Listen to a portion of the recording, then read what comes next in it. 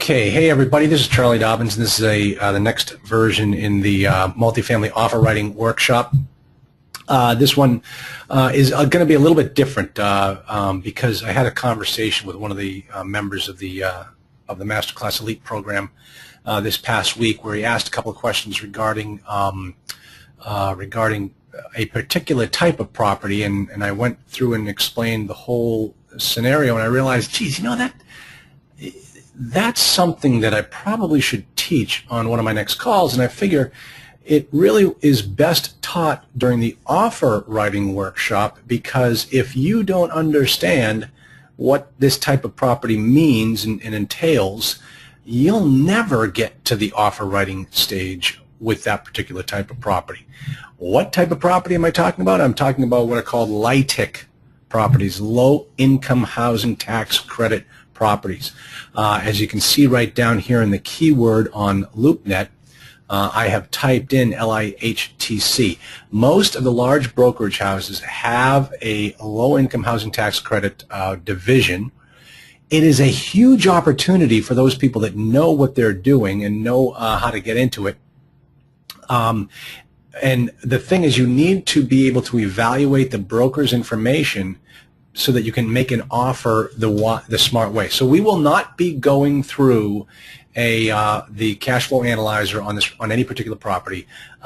This discussion will be essentially all the things that you need to understand before you get to that cash flow analyzer stage. And typically, what it will entail is you calling the broker and having a very serious conversation as to what's going on that particular property, because some LIHTC properties are fantastic and others are disastrous, and you've got to know exactly how to tell. Obviously, you know how to tell the difference, but know why that is the case.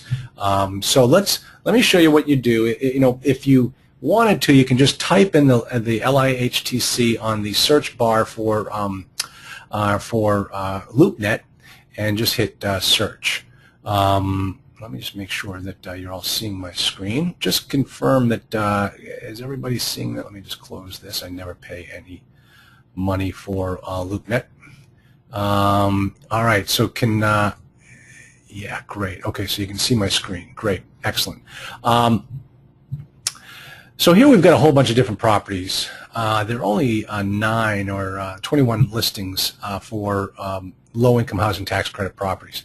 Now, I'm going to pull out a couple of them so you can see exactly how they operate. The first one I'm going to take a look at. First off, let me kind of give you an overview of what low-income housing tax credits mean. And I'm going to do so by first grabbing a let me just do a search. Actually, I think I already have that one open right up here. Now let me grab it again. What you'll find is, actually, let me show you how I find these guys, just so you know exactly what I'm doing. So I take a look at these properties. I try to find one in a particular area that I like, and, you know, Youngstown, Ohio. So I'll click on the Seneca Oaks Apartments. $1.5 million for 154 units, so about 10 grand per unit. Holy cow, what a steal. Yeah, but you know what that means? That means there's something wrong with this property. Let me kind of give you an overview. Here's the executive summary. We'll pull this thing up right now. I'm going to download the executive summary. Actually, I might already have that on my system. Yeah, so the way it works with low-income housing tax credits is when a builder goes out there and gets financing from the government, it can be put into the program, the low-income housing tax credit program, and the federal government gives them tax credits that they can use, or they can sell them to other investors. Anyone looking for a tax credit can buy these tax credits from these developers. And so what happens is the developer sits down with the government and says, okay, I built the property, I'm ready to turn it over into the program, into one of the housing authorities here within your state. I'm ready to take my tax credits. Please, you know, hand them over to me. And the government says, well, you know, we want something back for those tax credits. And what we want back for those tax credits is the ability that a certain number of your units, or all of your units, will be saved for low-income housing people. And for doing that, we're going to say, here are the tax credits that you're entitled to. But you've got to give us those low-income units for 15 years. And the guy says, well, okay, yeah, that's fine. I don't really care. I'm going to sell the property. I'm not looking to manage this property. I'm not looking to manage a low-income housing tax property. I'll take your tax credits. I'll sell the property. I'll sell the tax credits, and I'll be long gone. And the government says, oh, well, geez, that was easy. Well, what if we sweeten the pot for you? And the developer says, well, what are you going to do? Well, instead of making this a 15-year project, what if we gave you more tax credits, but you'd have to agree to another 15 years compliance period, tax credit compliance period, TCCP. And the developer says, well, what do I care? I'm getting out of here, so I don't care how long the thing is a tax credit property. I'll take more credits. So the guy signs over another 15 years. That means when the developer goes to sell the property, the person buying it now has a 30-year requirement to comply with these low-income tax credits. And it's going to be their obligation to do so.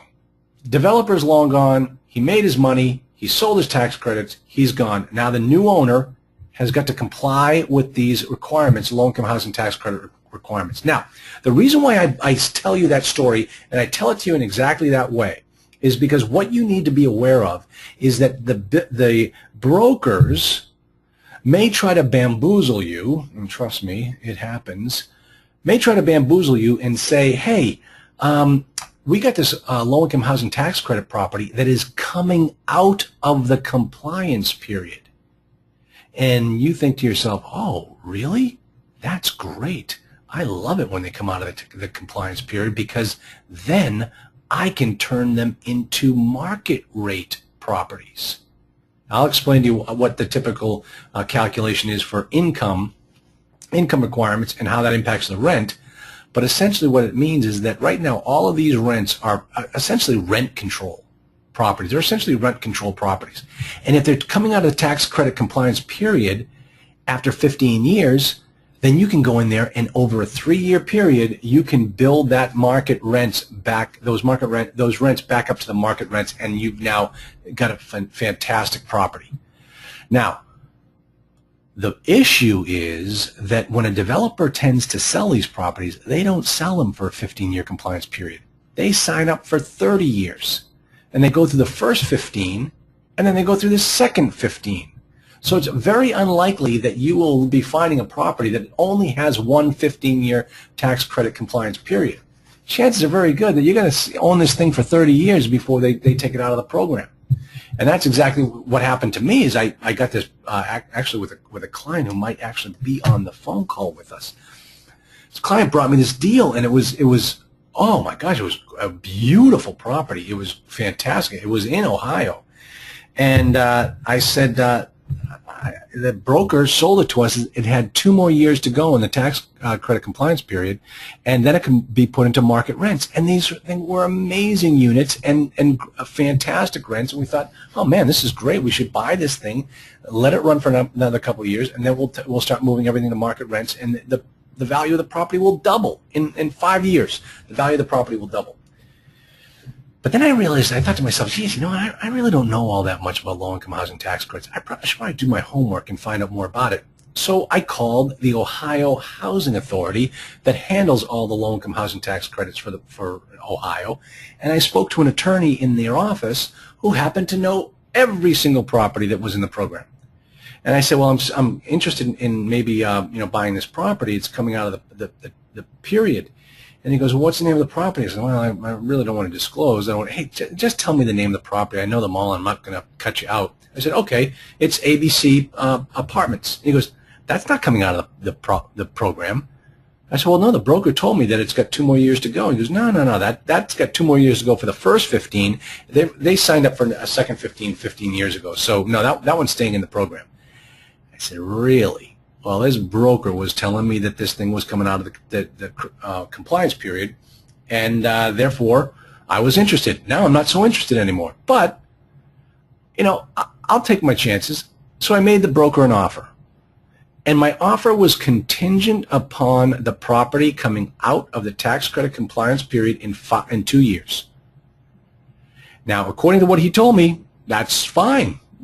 There's no big need for that stipulation in the agreement. But we ended up submitting the offer, and the broker comes back and says, well, I got some bad news. They can't accept your offer. Well, why can't they accept my offer? Well, because the property is not coming out in 2 years. It's actually going for another 15. I said, yeah, I knew that. I just wanted to see if you were going to catch it. He goes, how'd you know that? I said, well, I called the office, and they told me everything about this property. He goes, oh, geez, well, I'm really sorry. Let's go work on another one. I'm like, yeah, okay, fine, we'll work on another one. So that is how these low-income housing tax credits compliance work from a time period. Now, I had a document up here, and unfortunately my computer kind of crashed. It's a very, very strange day here in Boston. It is, I think we're working about 20 inches of snow right now, and I think my kids will be home from school again tomorrow. I don't think my kids have had a full week of school in the longest time. But my computer crashed, and I could not get the document. But here is what you need to know. The name of the document that controls all of this is called a LURA, L-U-R-A, a Land Use Restriction Agreement. That is the document that controls all of the tax credit, low-income housing tax credit compliance requirements. The LURA is an interest in land. It's a document that it's an interest that runs with the land. So that means that when they get the LURA and the LURA gets signed, it gets recorded down at the registry. When it gets recorded at the registry, the whole world can see that document and know exactly what's going on with this particular property. Because if you were going to buy this property and you did a title search, if that LURA doesn't pop up, you might be free and clear. But the government doesn't want that to happen. They want to make sure that their low-income housing units will flow and flow and flow regardless of who owns the property. So the LURA is always going to be a document that's an interest in land that's recorded down at the registry, and you can get your hands on it. So if the broker is telling you something about the property, about how the tax credits work, go online, pull the LURA, and read it for yourself. Somebody's going to have to read that document. All right, so the LURA is a document that complies. Now, let's take a look at this particular property, and let me explain to you how this one works in just a moment. Take a look at this property. Let me minimize this so you can all see it on one screen. All right, this is a Seneca Oaks. This comes in from Category 3 Development Corporation, San Francisco, California. So I find this on LoopNet, and just take a look. This is not a broker that you would tend to see on, if you're doing a Marcus and Millichap type search. These are the types of brokers or development companies that are kind of flying well below the radar screen, and they own property, and they will sell you their property, but you've got to find them, and you can find these places on LoopNet. Remember, I hate LoopNet for finding properties. I love LoopNet for finding brokers. Okay, so go ahead and check out categoryiii.com. And see if they've got any other properties. Now, this is a very, very interesting property. You're going to learn a little bit about tax credits just as we read through this right here. The owner of Seneca Oaks, formerly Eastwood Village, so right away you know if you want to go do a search on the internet or do an apartment reviews, that's the name you're going to use, seeks to sell the real estate to a qualified operator. Tells a little bit about the property. It says it was managed and operated as an affordable housing development under the Low-Income Housing Tax Credit Program in Ohio for 16 years until 2013. The previous owner was a regional, nonprofit, Ohio-based affordable housing developer / owner affiliated with a large regional Catholic hospital system in northern Ohio. Okay. The current owner acquired Seneca Oaks through a portfolio sale of other assets, so this property got packaged up with a bunch of other non-performing assets and sold off to probably Category 3. So if you're looking for some distressed assets or you're looking for property that you might be able to get at a steal, it sounds like Category 3 is the kind of company that deals in this type of business. Therefore, it is offering the discounted sale of this asset to a suitable regional purchaser or investment entity that has demonstrated capacity in acquiring and stabilizing multifamily operations. All right, now remember, this is Youngstown, Ohio. This is a tough area. A highly distressed nature of this asset came about as a result of the complex and burdensome income. Okay, listen to this. came about as a result of the complex and burdensome income and rent restrictions from its tax credit financing in 1999. Folks, that is the type of thing you've got to understand when you're looking at low-income housing tax credits. The requirements on the properties can be incredibly burdensome and can work against the property. So if the property is suffering an occupancy issue, even after you've cut the rent down to bare bones, you know, and you go to the government and you say, hey, we can't make this thing run. Can you help us out? The government will say, no, we can't help you out. We're just going to take this loan, package it up with a bunch of other bad loans, and sell it off to guys like Category 3, and you're out of business. So when you're looking at low-income housing tax credits, you've got to make sure that you're dealing with a good one. Don't buy. This property was built back in the early 70s originally. Then it became a tax credit property. You got to think about, like, geez, is this the right type of property to own? The flip side of that is there are a lot of tax credit properties that are absolutely beautiful, beautiful. So don't, because you see that particular line, don't automatically, you know, discount low-income housing tax credits as an alternative. Get to understand how these properties work. Check out this line. Due to the complex nature of these deals, the seller will not consider a sale of this asset to an individual or entity that is not well-funded and or knowledgeable in stabilizing distressed assets and workouts. Okay, well, get well-funded. Figure it out. Make this thing work. You're buying them at $10,000 per door. I mean, if you know that Youngstown area, this might be a pretty good deal. Now, let me show you another line in here that is very important that you need to understand. All right. Where is it? Okay, hold on. Look at this. Year built 1959 estimate. Oh, hold on. It's right down here, and it is right here. Property needs assumptions. Now, it's a poorly worded statement if that statement is what I think it is. If that is what I think it is, that means, and I think it is, the property is going to need you to assume the existing debt. And they want you to assume the existing debt, the existing terms of the existing note and mortgage. And the reason why they want you to assume it isn't because the note is such a great note, or there are any type of provisions in the note that defeasance penalties that the seller is going to have to assume. No, it's got nothing to do with that. What it has to do with is the fact that when you're dealing with a tax credit property like this on the LIHTC, if the property goes into foreclosure, the LIHTC becomes null and void, and this now no longer becomes a tax credit property. So the government does not want this property to be foreclosed on. They won't foreclose on it. They want the next owner to assume it so that the tax credit requirements remain in effect. Now, how do I know that? Where can you find that information? In the LIHTC. The LIHTC will clearly state that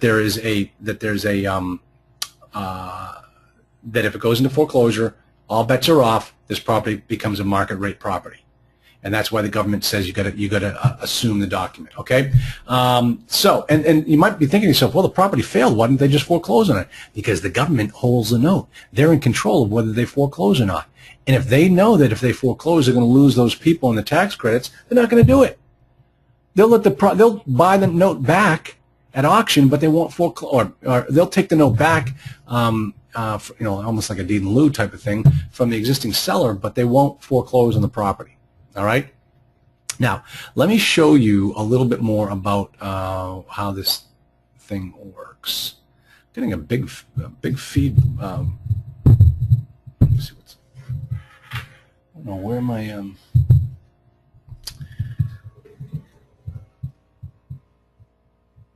Hold on, I think it's, well, I don't know what it is, but let me see if I can stop that buzz.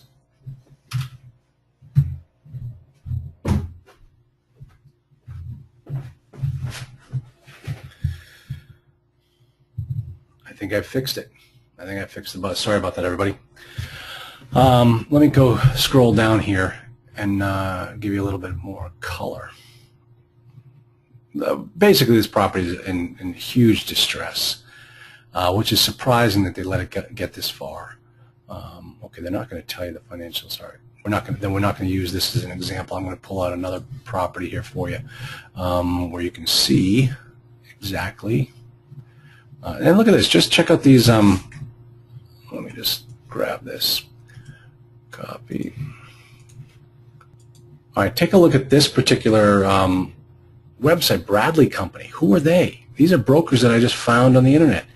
You can go on, these guys are not your Marcus and Millichevs. These guys probably used to work for Marcus and Millichev, and now they're on their own. And here they've got, some properties down here that you might want to check out. Indiana, it seems to be in Indiana, Kentucky, Danville, Kentucky. Yeah, so there's a whole bunch of different properties that you probably, get in touch with these guys. They don't tell you who they are.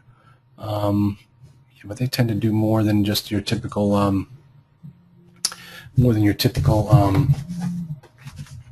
broker. So the next thing I want to show you is, let's go to another property package, Eagle Ridge. So this is another low-income housing tax property. This one happens to be in Flint, Michigan. What I'm looking to do here is to show you the thing that really makes low-income housing tax credits properties interesting. And you know what? I'm not going to find it with that. Kent Manor. Let's try Kent Manor. Here we go. All right, so check out this. This particular broker, they actually call themselves the LIHTC advisors, low-income housing tax credit advisors. And that's the thing about low-income housing tax credits. There are people that this is all they do. This is their specialty. This is the type of property that they go out and raise money for, because a lot of investors like to be in these types of deals, not because they have the tax credits. Those tax credits are long gone. But what they have is they have sometimes a more stable clientele. These people are, they're lower income people, but the government, has given you some very favorable financing in order to make these deals operate. So there are some people, and they all sit around and wait for these properties to come out of the program so that they can convert them to market rate properties. That's the key. That's where the big money is made. This one, let me just show you this. Oh boy, I hope, let's see.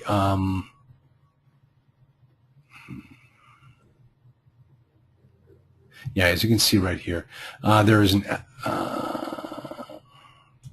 existing regulatory agreement in place, that's LORA, and requiring all units to be rented to income qualifying residents earning no more than 45% of the area median income. Okay, those are the terms that you are going to need to understand when you're talking about LIHTC.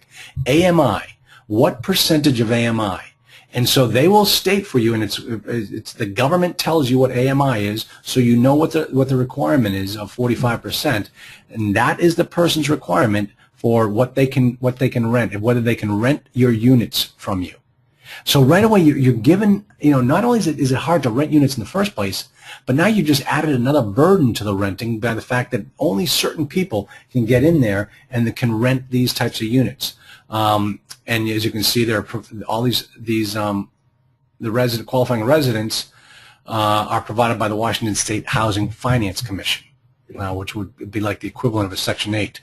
The property's initial compliance period ended on 2012. You see, that's the first 15-year period, and per the extended use agreement, has an additional low-income housing period for an additional 22 years. So this property is going to be probably a LIHTC property for the whole time that you own it. Now, let me scroll on down here. See how beautiful Kennewick is. Looks like a bear with me. Geez, it looks like a kind of like a motel. Probably was at one point. All right. Let me just get down to the bottom. So now here, as you can see, okay, so here they're allowing you to get new financing, which is good. that's fine. You can get new financing, but you can't. If the property, but the LIHTC agreement is what is going to rule over the financing. So this, you can get new financing that can never be foreclosed on, because that Washington Housing Authority is not going to foreclose on this property or allow it to be foreclosed on. Now, taking a look at some of the other issues that you have when you're dealing with LIHTC property. The property currently receives a property tax exemption by including a nonprofit partner in the current ownership structure. If 75% or more of the units are leased to residents earning 50% or less of the AMI, the property will receive a full exemption. This analysis assumes the buyer will include a nonprofit to continue benefiting from the full property tax exemption. That's a pretty big assumption. Is that going to be what your purchasing team is going to have in it, a nonprofit? Well, if it isn't, then you've got to go back, and when you go to evaluate the deal, you've got to make sure you're looking at current taxes, not the tax exempt numbers. Let's see, what else do we have down here? Okay, now check this out. As you can see here, the unit type and the set aside. This 45%, that's the set aside. Look at all of these units have 45%. They're all being used for at a 45% AMI. Now keep in mind that not all LIHTC properties will have all units under that restriction. Some will have half of the units under that restriction. And then what you can do is you can rent off the other units to Section 8. And what you'll see is there's a huge disparity between that 45% AMA set-aside property and any other property that is at a Section 8 level. So, you know, you think to yourself, gee, why don't I just rent them all to Section 8? Well, that's not how the tax credit program works. And here it is. So this is as of 2014, the 4-person area median income is 66, almost 67,000. You're going to take 45% of that number, and that becomes the number for what you can rent to. So if a family of 4 shows up at your door, they've got to qualify with a $30,000 income, and if they do, they can get into your units, and they're going to pay for a where were we? Let me see, a 2-bedroom, 2-bath, 45%, 13. They're going to pay $649. $695 is the most you'll be able to charge them. Right now, the market is $649, or actually the rental assist number is 46. So these people are paying $46. And the Washington Housing Authority is paying the difference of $649. That may be the case. That's the other thing. You need to understand exactly how that money comes into your coffers. Is it coming to your coffers like Section 8, or do you need to go out and pick up that money from the residents every month? So there you have. That is all of these. Whenever you're looking at a LIHTC property, looking at a property package for a LIHTC property, you always need to understand exactly how these numbers work.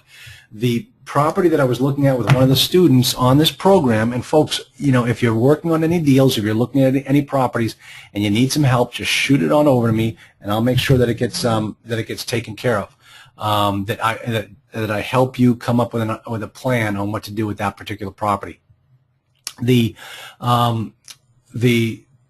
issue that the student was having was that you couldn't quite figure out exactly how, why it was supposed to be 100% LIHTC property, but about half of the units were being rented to Section 8. And for the life of us, we could not figure out how that was occurring based upon what the LIHTC guidelines were. So that's the type of thing you need to speak to the broker before you can even make an offer on the property and get an understanding of exactly what's going on. So keep that in mind whenever you're looking at these types of properties. And I'll tell you, folks, I've dealt with now, after years of doing this type of work, I've dealt with many LIHTC properties. They don't scare me anymore. They're just a twist on an old style, and you just have to understand how it works. If you find any of these types of properties and you don't know what you're doing, just shoot me an email. Let's get on the horn. Let's work through it together, okay? So essentially, that is going to be it for today's offer writing workshop. Let me just see if there's anything more I need to show you. Fair market rents, as you can see, well, studio 1-bed, 2-bed, $754. Last year, remember, $695, but we're getting about $654. So that is, you know, the rents are below market, but not that far below market. which is good.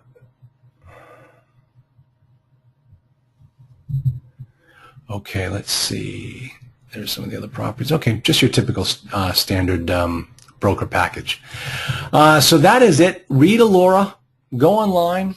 Go to a registry of deeds online and download a Allura. You'll be able to see them. Very, very, very easy to see. Let me shoot back on over here. Yeah, so I ended up going through all of these LIHTC properties as I was working it through. Let me see. Matt Huff is with Poe and Kronk. Poe and Kronk. I mean, do you know who these guys are? If you're looking to find brokers in the multifamily deal, a multifamily area, you know, don't just deal with the Marcus and Millichaps of the world. Start looking around at these other places like, you know, Matt Huff of Poe and Kronk, wherever that is. Don't know where you are, Matt. But as you can see, there are only about 21 properties. Most of them now, as you can see, are under premium search. I won't even spend a dime for that because chances are very good Matt Huff might be one of the guys who's down there trying to sell one of those properties. Well, if that's the case, he'll let me know what it is out there anyway. Let me just check my questions. Yeah, okay. Let's check out some questions. Having a problem hearing you, Rick. I hope you can hear me, Rick. I just got this a little while ago. And Kevin is asking, what's a good asking price? Kevin, are you referring to the, which one, that Seneca property that we looked at, the ugly one, or Kent Manor? I'm going to wait. Yeah, Kent, the second one. So Kent Manor. So Kevin's asking, what's a good asking price? Well, Kevin, I don't know. And I don't mean to be, flip or anything. That's not why I say that. I have not worked up the numbers of this property. Let's take a look and see. They're asking for $2.5 million, and of course I can't find my calculator. Here we go. I think my wife swiped my calculator. My wife's office is right upstairs from mine, and sometimes things go missing. All right, so what do we, 51 units, 250 million divided by 51 units. So we're looking at about $50,000 per door. All right, the first thing I want to do is just to make sure that, what's a comparable property in that area trading for? How much per door? Now, remember, I'm not saying that we're using the per unit analysis to make our offer. That is not what we do. I just want to have a better understanding. I don't know anything about Kennewick, Washington. So the first thing I would want to do is find out all that I can about Kennewick. What's going on in that particular marketplace? You need to know everything that's going on in that area because you're going to need to sit down with some cash investors and say, hey, will you put $50,000 IRA money with my deal? And they're going to say, well, tell me about Kennewick. And you better have an answer for them. All right, so next thing what I would do is remember as we build our cash flow analysis, we have to build the top line. There it is right there, folks, LIHTCadvisors.com. Check those boys out. And Boise, Idaho. And they might have a bunch of properties all over the country. That's their specialty. What you're going to need to do is build a financial model here in the cash flow analyzer such that it shows the top line as being the gross potential rent that you can charge in this property. The reason, Kevin, why I can't answer your question is because I don't know what the gross potential rent would be on this property. I still need to speak to that broker to get a better understanding of this AMI.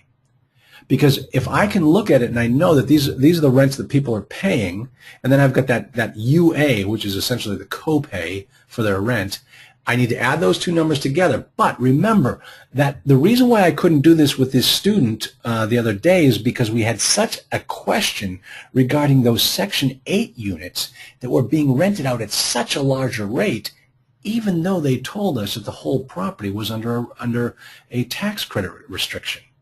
So how am I able to rent these units out for Section 8 and keep these units for low-income housing if the document says I got to save all of it for low-income housing?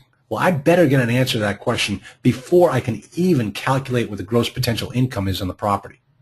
And then once I figure out that top line number, then I can start building my model all the way down by taking off those categories out of the income that go towards reducing income, like concessions, managers units, vacancy, both economic and physical,